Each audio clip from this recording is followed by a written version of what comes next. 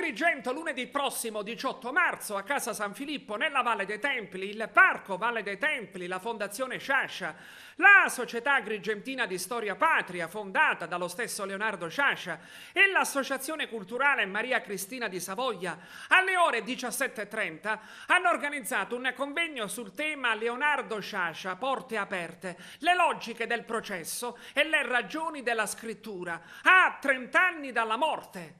Dopo i saluti di Giuseppe Parello, Marina Arnone, Calogero Brunetto ed Emilio Messana, relazioneranno Salvatore Cardinale e Zino Pecoraro.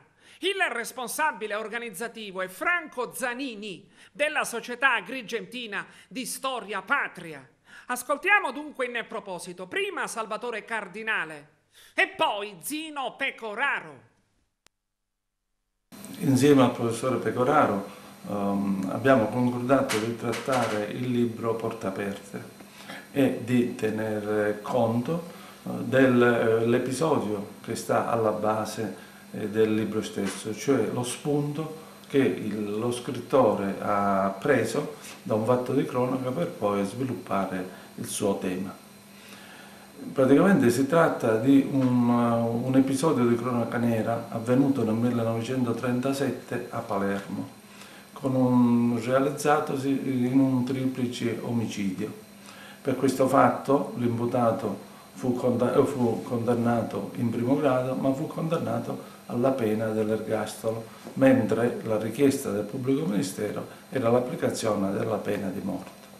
Perché la pena di morte? Perché nel 1936 era entrato in vigore il codice Rocco che prevedeva proprio la pena capitale per colui il quale si fosse reso autore di particolari gravi reati, tra i quali gli omicidi premeditati. Contrariamente alle aspettative, la sentenza, dicevo, non comminò la pena della pena capitale, ma la pena dell'ergastolo. Questo creò scandalo perché era in contrasto con la politica del regime delle porte aperte della sicurezza collettiva e la sentenza stessa fu impugnata.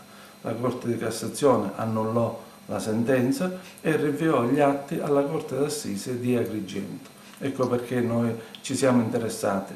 Ad Agrigento l'autore di quel triplice fatto fu riconosciuto colpevole dei reati che gli erano stati contestati e gli fu comminata questa volta la pena di morte che fu eseguita in territorio di Agrigento dopo che era stata rigettata una domanda di grazia presentata dall'interessato.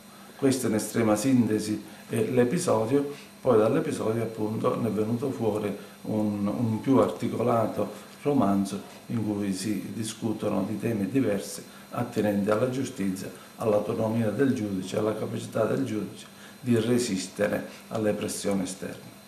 Zino Pecoraro. Sì, qui Sciascia in pratica riprende, analizzava, come ha fatto anche per altri testi, suoi testi.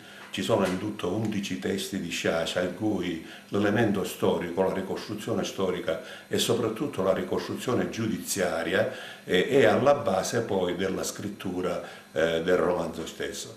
Sciascia viene sollecitato a scrivere questo romanzo per Porte Aperte per il fatto che il giudice che a Palermo in un certo senso fece in modo, coinvolgendo anche tutta la giuria, di non dare la pena di morte ma di comminare l'ergastolo. Il giudice era un suo compaesano.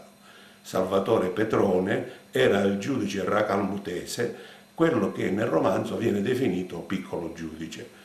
Il piccolo giudice in pratica, sulla base di particolari convincimenti, ma soprattutto sul convincimento che non si dovesse dare la pena capitale, riuscì in qualche modo a dare l'ergastolo.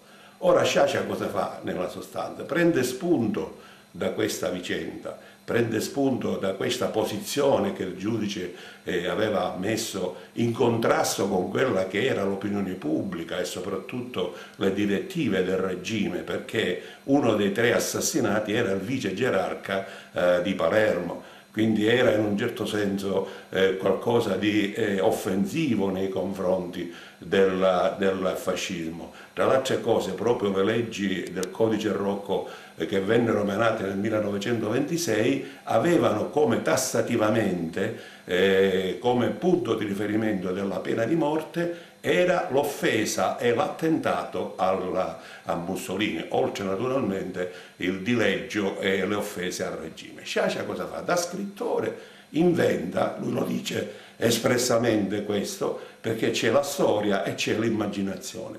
Inventa diciamo una figura, come dire, carismatica, che è questa del piccolo giudice, che riesce a intavolare un rapporto diretto con i giurati, ma in particolare con un giurato, un agricoltore dotto, bibliofilo. E qui c'è proprio un elemento tipicamente sciasciano, un riferimento, come dire, di carattere letterario, perché nel testo vi sono 26 citazioni di scrittori.